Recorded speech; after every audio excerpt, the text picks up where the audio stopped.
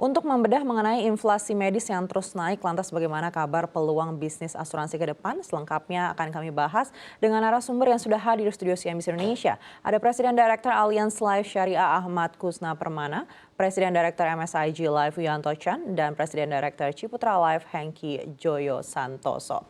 Apa kabar Pak Permana, Pak Hengki, dan Pak Wiyanto? Alhamdulillah baik, terima kasih. Selamat datang di studio CNBC Indonesia. Ini kalau kita melihat tadi ketidakseimbangan yang ada di asuransi kesehatan, apakah ini juga tercermin di industri asuransi jiwa? Mungkin Pak Wiyanto terlebih dahulu? Ya, saya pikir ini jelas kita lihat fenomena belakangan ini semua perusahaan asuransi cenderung ya melakukan penyesuaian tarif untuk asuransi kesehatan didorong oleh pertumbuhan klaim asuransi kesehatan yang sudah jauh melebihi bahkan asuransi jiwa dalam hal ini. Nah, saya pikir tadi sudah disampaikan terkait itu, sudah diliput juga CNBC, ini juga sudah merupakan hal yang menjadi perhatian daripada OJK maupun Kemenkes dengan ditandai MOU yang dilakukan beberapa waktu yang lalu. Dan kita melihat ini suatu hal yang sangat positif, sehingga kita berharap dengan adanya pertukaran data, peningkatan support sistem di asuransi kesehatan ini, penguatan infrastrukturnya akan bisa membuat dampak kenaikan inflasi dan harga asuransi kesehatan itu dapat ditekan. Baik, ketidakseimbangan ini apakah memberikan pengaruh yang signifikan terhadap loss ratio di perusahaan asuransi jiwa?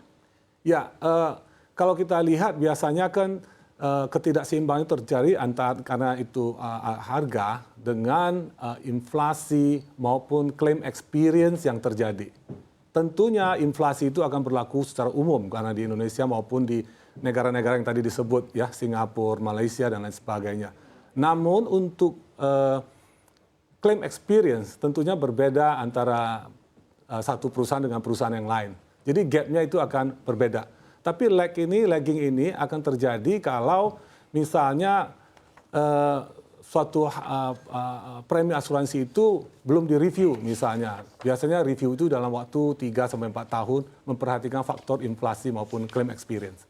Jadi kalau saya lihat sekarang ini claim experience itu yang luar biasa dan didorong oleh inflasi yang juga paling tinggi, 13% kita dibandingkan dengan rata-rata dunia yang 11%. Ditambah lagi overcharge, over treatment, dan ada praktek-praktek di market yang membuat kenaikan harga, kenaikan klaim ini jauh melebihi inflasi itu sendiri. Sehingga kalau kita lihat kenaikan 40% dan lain sebagainya itu sepengetahuan saya itu sangat tinggi ya dibandingkan dengan inflasi maupun claim experience. Baik, kita beralih ke Pak Hengki. Pak Hengki, kalau kita mendengar yang disampaikan OJK, katanya klaim untuk asuransi kesehatan ini berpotensi mungkin masih akan naik lagi hingga akhir 2024. Apakah ini sudah mulai meningkatkan kewaspadaan di asuransi jiwa? Ya, saya rasa sih memang kalau kita lihat berdasarkan survei yang dilakukan oleh Tower Willis ya, Boston Tower Willis itu inflasi biaya medis itu kalau di dunia itu tahun lalu sekitar 10,7 dan tahun ini ekspektasinya sekitar 9,9. Di Indonesia sendiri bisa lebih tinggi yaitu 12-13%. Artinya kalau kita hendak mengantisipasi atau menekan potensi kenaikan klaim atau loss ratio, diperlukan peranan dari paling tidak adalah 3 pihak. Yang pertama dari perusahaan asuransi sendiri, pelaku industri asuransi, bagaimana kita bisa menciptakan produk yang sesuai dengan kebutuhan nasabah, tetapi dengan premi yang kompetitif, dengan pelayanan yang baik, maupun dengan proses underwriting yang prudent.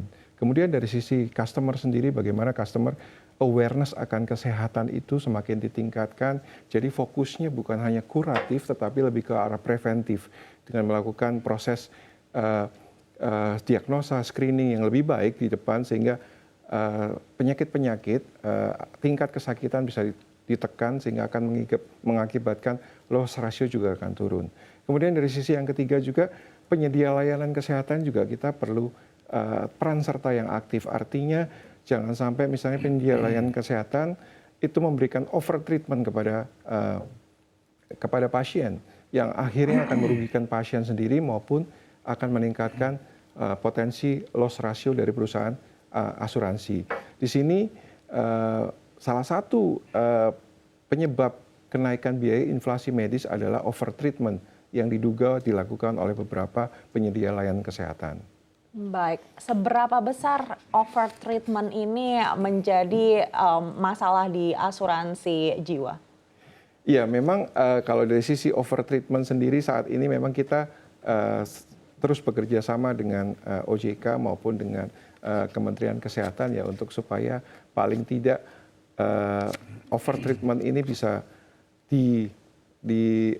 dikurangi atau impact-nya seberapa besar memang saat ini kita belum bisa ukur secara jelas. Tapi apakah itu salah satu penyebab inflasi biaya medis? Iya. Selain daripada kalau dua hal, yang pertama adalah dari sisi overtreatment-nya sendiri, yang kedua tentunya dari sisi kemajuan teknologi sendiri. Kemajuan teknologi yang baru otomatis biaya yang semakin meningkat, tetapi teknologi yang baru juga diharapkan bisa menekan biaya inflasi medis ke depan karena adanya deteksi dini yang sehingga menyebabkan fokusnya shifting dari kuratif menjadi preventif. Baik, kita beralih lagi ke Pak Permana. Pak Permana, apakah masalah yang sama juga dihadapi di asuransi jiwa syariah? Betul, hal yang sama sebetulnya di asuransi syariah juga kami mengalami. Ya, dan menurut saya tadi perbaikan ekosistem kesehatan itu penting. Tadi Pak Hengki sudah menyampaikan ada 3, dari customer, kemudian dari pelaku usaha, kemudian dari penyedia kesehatan misalnya dari rumah sakit. Dan satu lagi sebetulnya yang perlu dilibatkan itu adalah regulator. Regulator di sini ada 2, menurut saya dari OJK sendiri untuk para pelaku usaha, kemudian dari Kementerian Kesehatan untuk para penyedia jasa kesehatan. Nah, harus dilakukan terobosan untuk perbaikan ekosistem kesehatan. Karena dari situ kan munculnya ada 2, overtreatment, satu dari rumah sakit, yang kedua dari customer itu sendiri. Kita mengalami customer yang bawa dengan fraudnya seperti itu. Nah, menurut saya ada satu contoh di Malaysia misalnya, untuk treatment penyakit tertentu, operasi tertentu itu ada ceilingnya. Jadi tidak bisa semena-mena satu rumah sakit bill seberapa saja gitu ya. Nah, itu juga harus jadi ada benchmark untuk jenis operasi ini, itu ada range untuk biayanya. Itu pun harus ada konsensus ya dari para penyedia jasa kesehatan melalui mungkin nanti dikeluarkan oleh Kementerian Kesehatan, itu dikeluarkan sehingga ada acuan. Sekarang kan tidak ada acuan sama sekali. Yang kedua menurut saya, kan kontributornya adalah dari customer yang bermasalah. Nah, kita dari para pelaku usaha itu agak kesulitan untuk menentukan ini customer itu baik atau tidak. Karena kalau customer yang membawa fraud gitu bisa datang dari satu asuransi ke asuransi lain dan sebagainya. Beda dengan dulu di bank. Kalau di bank itu ada nama SLIC, ya, Sistem Layanan Informasi Keuangan. Kita bisa cek, ya, namanya Permana itu dia punya kapasitas paymentnya berapa, dia punya pembiayaan bermasalah di mana dan sebagainya. Saya pikir kalau misalnya nanti regulator bisa bekerja sama dengan pelaku industri, kita mempunyai customer base sehingga kita dengan sangat gampang ya bisa mengecek kemampuan seorang Permana itu sebenarnya layak nggak sih dengan uang pertanggungan sekian, dengan premi sekian itu. Nah, dengan seperti itu saya pikir di 2 tadi, dari sisi penyedia jasa kesehatannya kita regulate, kita rapikan, kemudian dari sisi database customer-nya juga akan diregulate. Jadi kita hanya deal nanti dengan namanya inflasi medis saja. Yang tadi yang di dunia juga memang bergerak terus ya. Nah, bukan ada tambahan-tambahan overtreatment dan customer yang fraud itu. Dengan seperti itu saya yakin insya Allah nanti Indonesia akan bisa lebih manageable dalam hal untuk harga preminya. Karena kalau terus-menerus inflasinya meningkat, semakin banyak nanti masyarakat tidak terproteksi. Ya, karena sekarang pun masih sangat sedikit yang terproteksi, apalagi kalau nanti mahal gitu. Itu menurut saya. Baik, artinya menurut Bapak lebih baik industri asuransi ini diberi akses untuk masuk ke SLIC saja dengan aplikasi yang sama atau memiliki semacam credit scoring sendiri? Semacam SLIC sendiri di antara pelaku industri itu kan SLIC juga kan sebetulnya itu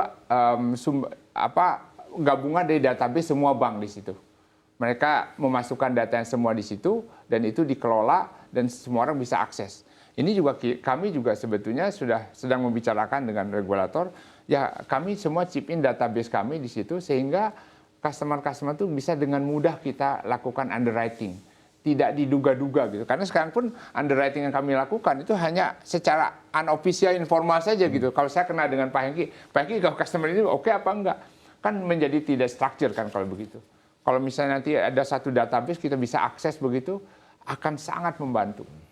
Baik, tapi bagaimana dengan tren kenaikan klaim di asuransi jiwa syariah? Apakah sama juga seperti asuransi jiwa konvensional di mana ada kenaikan, bahkan tadi katanya ada yang di asuransi kesehatan sampai ke 43%? Trennya sama. Kami juga kan melakukan benchmark dengan Allianz Life ya. Kita ada Allianz Syariah dengan Allianz Life. Trennya memang ada kesamaan. Karena di situ menurut saya ya tren kenaikan belakangan ini, kalau saya boleh sampaikan sedikit backgroundnya adalah kan ketika COVID itu orang menahan diri untuk ke rumah sakit, takut. Sehingga dia sakit-sakit sedikit stay aja di rumah. Ya, pakai obat tradisional dan sebagainya. Kemudian rumah sakit juga begitu. Nah, ketika COVID sudah selesai, jadi orang sakit sedikit itu orang bisa pergi ke luar negeri untuk melakukan pengobatan, ya atau ke rumah sakit menjadi ramai sehingga itu di sisi customer klaimnya tiba-tiba menjadi banyak karena tertahan selama 2 tahun. Dari sisi rumah sakit juga begitu. Ada tadi tendensi overtreatment. Kenapa? Selama 2 tahun mereka kan tidak generate bisnis. Kira-kira begitulah. Sehingga kita sinyalir, ya ada beberapa rumah sakit, dan kita sebenarnya punya ada beberapa rumah sakit yang menurut kita ini ada overtreatment. Sehingga yang tadinya ada fasilitas cashless gitu ya, untuk nasabah tentu kita akhirnya reimbursement. Karena kita harus investigate dulu bill-nya tuh. Kita juga melakukan hal yang seperti itu. Karena kalau klaimnya terus melambung kan nanti loss ratio-nya tinggi, akhirnya kita kenakan kepada siapa? Kepada para customer lagi, preminya kita akan naikkan. Kita tidak ingin sebetulnya, ya perusahaan asuransi juga tidak ingin menaikkan premi tersebut karena kita ingin memproteksi lebih banyak orang. Ya, itu yang terjadi menurut saya fenomena kenapa belakangan klaimnya begitu meningkat, melonjak tiba-tiba dalam 1 tahun terakhir ya. Baik, saya akan beralih ke Pak Hengki. Pak Hengki, kalau di Ciputra Life sendiri, seperti apa kontribusi asuransi kesehatan terhadap keseluruhan pemasukan di asuransi Ciputra? Ya, kalau sampai dengan akhir 2023 memang kita fokus lebih ke memberikan pelayanan atau pemasaran asuransi jiwa ya, terutama asuransi jiwa yang berkenaan dengan kredit, misalnya asuransi jiwa kredit untuk KPR atau untuk kredit mobil. Nah, kontribusi asuransi kesehatan sendiri masih relatif kecil kalau di kita baru sekitar mungkin kurang dari 5%. Tetapi memang saat ini kita sedang mempersiapkan untuk meluncurkan produk asuransi kesehatan kumpulan ya atau yang biasa mungkin dikenal dengan employee benefit atau corporate solution yang rencananya akan kita luncurkan pada kuartal ke-2 tahun ini. Baik, tapi dengan fenomena yang ada saat ini apakah terdampak juga secara signifikan dengan porsi yang relatif lebih kecil? Iya, pastinya tentunya kita tetap sebagai pelaku industri asuransi harus semakin meningkatkan proses seleksi, proses underwriting kita. Nah, ya, di sini mungkin terlepas dari apa yang disampaikan oleh Pak Permana tadi, memang selain diperlukan adanya suatu data, kumpulan data seperti SLIC yang kita bisa mengevaluasi, melakukan underwriting dengan lebih baik, tentu kita dari sisi perusahaan asuransi sendiri, kita perlu pelaku industri asuransi, perlu mungkin menciptakan produk yang sesuai dengan kebutuhan nasabah. Kadang mungkin kita sendiri terpancing untuk memberikan benefit yang very high, yang sangat-sangat tinggi, dengan loose underwriting, sehingga impact-nya adalah ada kecenderungan nasabah, mungkin oknum nasabah yang memanfaatkan benefit yang sangat-sangat tinggi itu. Nah, memang ada sedikit perbedaan antara asuransi kumpulan dengan asuransi individu. Kalau dalam asuransi kumpulan itu pricing bisa dilakukan secara individual by company atau by client. Tetapi kalau di sisi asuransi individu sendiri itu by portfolio perusahaan asuransinya. Artinya kalau ada sebagian oknum customer individu yang melakukan praktek-praktek quote-unquote fraud, impact-nya akan kepada customer-customer yang lain yang baik gitu. Jadi ini memang akan sangat merugikan customer-customer lain yang baik, yang tidak ada kecenderungan untuk melakukan fraud. Sedangkan kalau asuransi kumpulan atau asuransi yang perusahaan sebagai klien, maka evaluasinya bisa per individual perusahaan tersebut.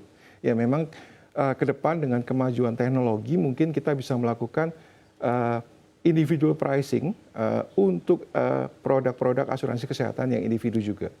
Baik, saya akan beralih lagi ke Pak Wiyanto. Pak Wiyanto, kalau kita mendengar yang disampaikan Pak Hengki tadi terkait dengan over treatment, apakah ini juga menjadi salah satu indikasi yang menurut Anda juga terjadi? Dan juga yang tadi disampaikan Pak Permana terkait dengan slick untuk asuransi, apakah Anda juga setuju dengan hal ini? Ya, dua hal itu menjadi sesuatu yang sudah sangat nyata. Dan seperti yang saya tadi sampaikan, ini pemicu daripada kenaikan klaim dan mendorong kenaikan repricing atau premi ini adalah selain dari inflasi itu adalah over treatment dari rumah sakit.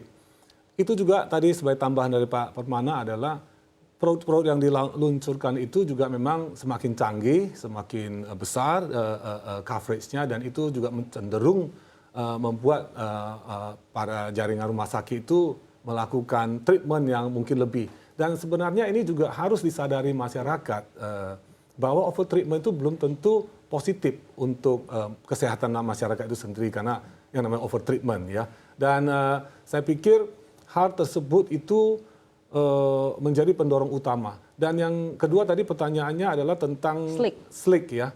Saya pikir di roadmap-nya OJK sudah sangat jelas di mana tahun 2024 nanti ada salah satu upaya penguatan asuransi kesehatan itu adalah melalui kolaborasi, pertukaran dan pemanfaatan data antar industri. Mudah-mudahan bisa seperti sistem slick, Pak Permana, sehingga ini akan membuat secara industri lebih sehat, loss ratio akan lebih rendah, dan ujungnya harga premi akan lebih terjangkau dan lebih adil.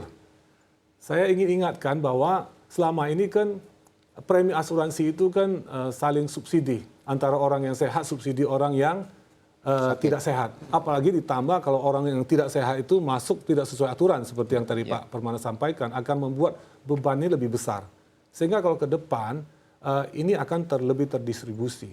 Premi akan naik buat yang kurang sehat, dan premi akan lebih baik, lebih terjangkau bagi yang lebih sehat, dan teknologi itu akan menuju ke sana. Baik, kolaborasi data dalam slick ini merupakan urgensi dari para pelaku industri asuransi. Kita